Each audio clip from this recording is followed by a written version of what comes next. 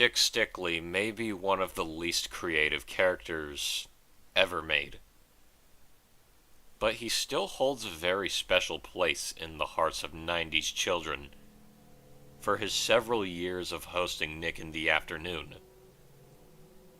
Most information on Stick Stickly says he hosted Nickelodeon's summer afternoon block from 1995 to 1998. But I always swore that I remembered seeing him on TV earlier than that.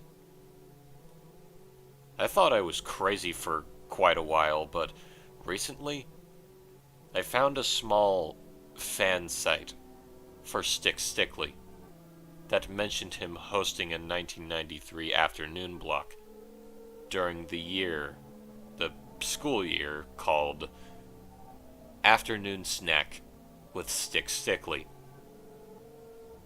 To my joy, the website even had videos of Stickly's segments. I watched one marked first ever Stick Stickly appearance. Stick Stickly was in front of a chalkboard with Afternoon Snack written on it in its normal writing. His design was a little different. His eyes were smaller, he had no nose, and his mouth was a straight line instead of being curved into a smile. He made a couple of corny jokes, then said Rugrats was coming up. The video ended at that point. I watched the next one. There were 6 of them, and none had dates, but I could only assume they were in chronological order. The second one was called Stick Gets Injured. Stick Stickly had the same face from the first video, but his body seemed a little worn. There were a few splinters sticking out of his side. His full dialogue was, "Well, the dog next door buried me, but I managed to get it. The show you all voted to see. Hey Dude is up next. And don't forget to send in your postcards to vote for the special guest show you want to see. And remember, that address is..." He sang the classic song about writing to him. But the tune was different than in later versions. Much slower. After he was finished, he just stood motionless for a few minutes before the video ended. The third was called Hang Stick. Stick Stickly was hanging in the air by a piece of string tied around his waist. A little boy who looked about 5 was also there, and the chalkboard had 6 dashes on it, representing a 6-letter hangman word. The kid was guessing letters. Each time he got one wrong, the string around Stick's waist would move higher. The game would be over when it reached Stick's neck. The kid kept guessing letters. When the rope was one incorrect guess from Stick's neck, the letters filled in were C, N, D, L, E. It was obvious what the word was, but the kid wasn't taking the game very seriously. Giggling, he guessed X. The rope tightened around Stick's neck, and his eyes flashed out of existence and were replaced by 2 X's. There was no sound for about 30 seconds. The kid just stared at Stick's body. Then Stick's eyes flashed back to normal, and he laughed. said he was fine and that Wild and Crazy Kids was on next. The fourth video was called Stick Quits. Stick was ranting about something that presumably happened in a segment the site didn't have a video of, saying no one respected him, that he was treated like a toothpick, how his father was a mighty ship, and that the dog kept burying him. The complaints seemed like jokes, but his tone was more serious than you'd expect. A little kid appeared, not the same as in video 3, and told Stick that all the children loved him. Stick was silent for quite a while, then sighed and said he would stay. He reminded us to vote in the guest show contest again, and said it was time for Rugrats. The fifth video was marked Stick Gets Mad, in parentheses, no sound. Like the description said, it was silent. Stick was moving very quickly, with body language indicating he was yelling. A little girl was cowering from him, clearly afraid. The girl eventually left, and Stick just faced the screen. His animation was so simple that I couldn't tell if he was talking.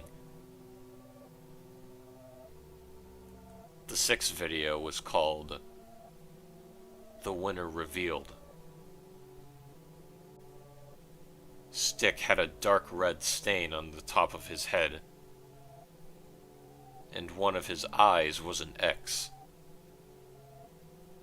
He made no mention of his appearance and announced that the votes were in. It was time for the special guest show to air.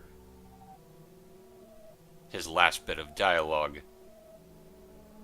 It's been a long contest, and the vote was close. But you, the kids, have decided. Coming right now, the classic you voted for, Candle Cove?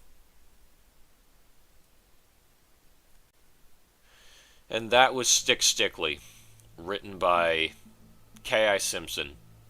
The same writer as Dead Bart, but we will cross that bridge when we come to it. Okay, review time. Alright, so, I had some initial criticisms about this from the very beginning, but I will give it one bit of credit for at least catching my interest in the startup. I felt like all of the hyper-specificness of what was going on within the shorts would eventually lead to the pin dropping, the climax, and it would all make sense. I genuinely felt like it was adding a decent sense of mystery, and then the ending ruined all of it. All of the believability was dead by the end. When the ending was revealed, it came clear to me, perfectly clear, that all of what I just read meant absolutely nothing, and that this was created solely to capitalize off the success of a creepypasta that is miles better than this one. This may or may not be a short review. Just a friendly reminder.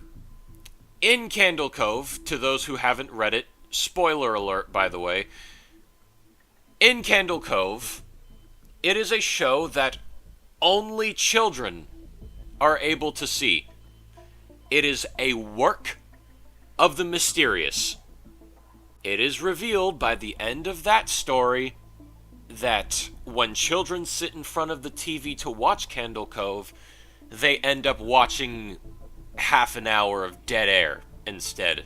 Just static. At least, that's what it looks like to the parents. So, how in the world would Nickelodeon be able to show this? But let's play ball for a second and say Candle Cove did exist in universe. Is Nickelodeon just going to... Are they just going to forget about... well, everything that Candle Cove showed? Like, the Skin Taker? Are we going to forget about him? Don't you think after learning about there being a screaming episode that some kids watched, they would not show this in the slightest? Also, originally, I was not going to bring this up because I wanted to see how the story would play out first, and if they did something genuinely captivating. But after that ending, yeah, I might as well say it. How do you make Stick Stickly scary? I mean, I don't think you can at this point. Look at him. Look at him.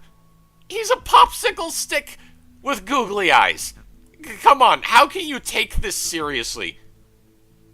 But yeah, this is a strong 1 to 1.5 out of 10. I expected better. But, as always, this is simply my personal opinion. We all have our opinions regarding these creepypastas. What did you think of the pasta?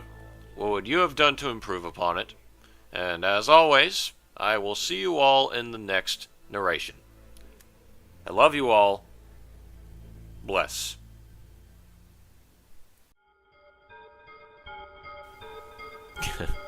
Jeez, what's the matter? You can't sleep? Good. Stay tuned, pal. You're watching Lafawndapasta.